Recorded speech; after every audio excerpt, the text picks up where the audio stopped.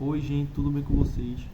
Hoje eu venho falar um pouco de história da educação, a educação no Brasil Império. É um assunto extremamente importante, principalmente para a gente que é graduando, estudantes de licenciatura, futuros professores. A gente tem que entender de como foi que se deu a educação, de como ela foi introduzida aqui no Brasil.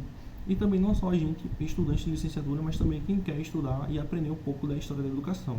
Porque de alguma forma é, como foi introduzida, como se deu aqui, ela vai refletir o nosso modelo atual de ensino.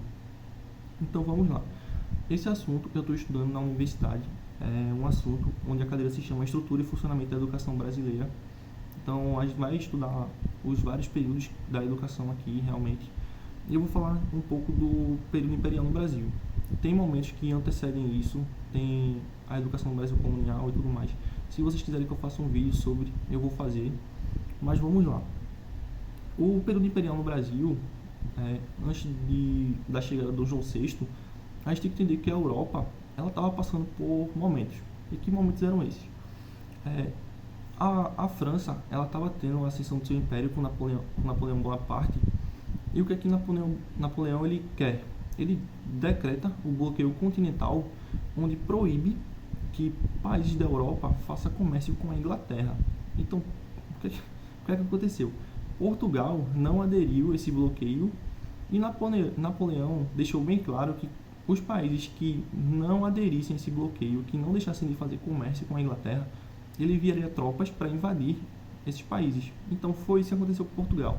Portugal não tinha condições de combater a França naquele tempo e Dom João VI ele vem para o Brasil com a sua família real e ele não vem porque ele quis, ele vem realmente por uma consequência.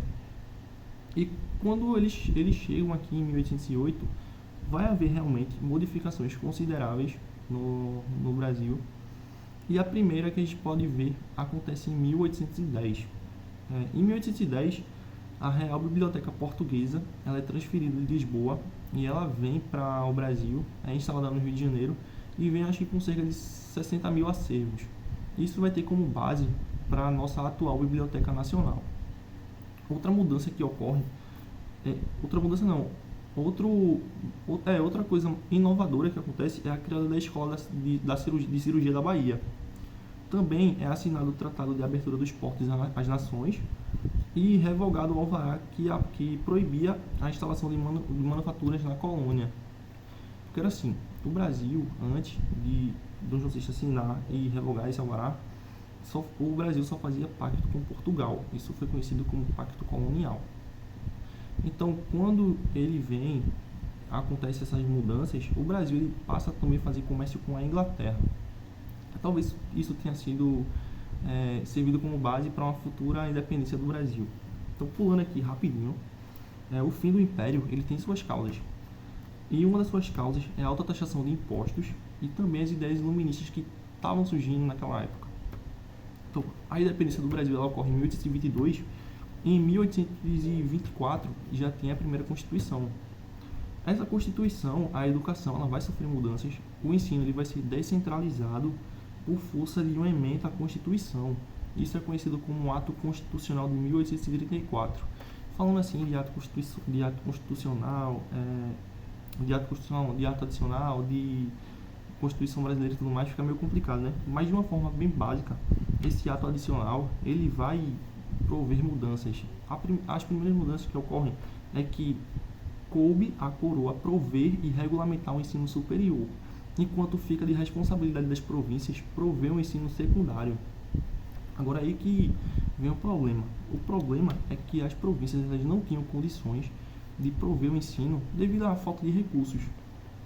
Então, o que aconteceu? Baixa qualidade de ensino, resultados insatisfatórios, atuação irregular e principalmente com a responsabilidade das províncias de prover essa educação, isso vai impedir uma unificação do sistema educacional para todo o território. Então as províncias vão ter sua autonomia de prover esse ensino e tudo mais, e vai ficar aquela bagunça.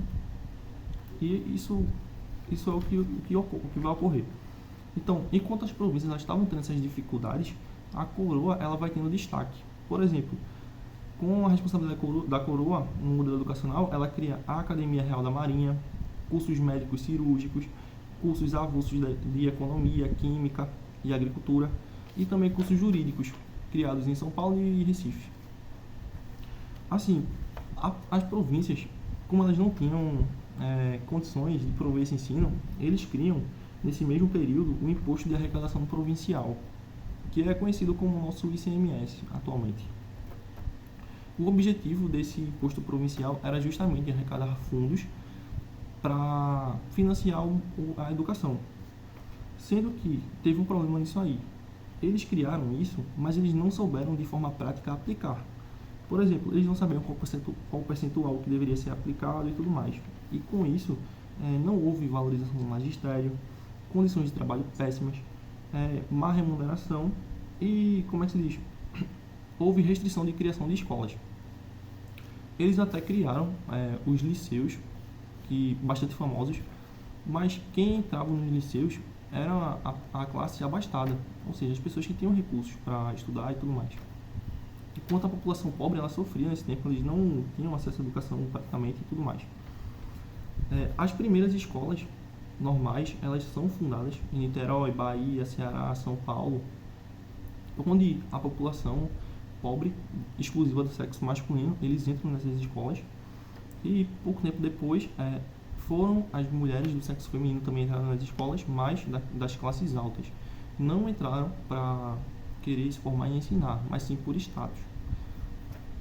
Também teve uma escola nesse tempo que ela foi de responsabilidade da coroa, que é famosa, que é o Colégio Dom Pedro II, mas esse colégio ele era justamente restrito às classes altas, e era um colégio que ele era o único a autorizar realizar exames que desse acesso ao ensino superior, e era um colégio bastante caro para se estudar. Por exemplo, o candidato, além da despesa de ter que chegar lá para fazer prova, tinha também enxoval e tudo mais, era bastante rígido nesse tempo. Então a gente pode de alguma forma entender, estudando aqui, falando desse vídeo, que desde 1549, com a chegada dos jesuítas aqui, a educação ela sempre foi de difícil acesso. Sempre foi mesmo. Então, é isso, gente. Se vocês gostaram, se vocês querem saber mais alguma coisa, vocês podem me perguntar. Eu estou aqui para ajudar.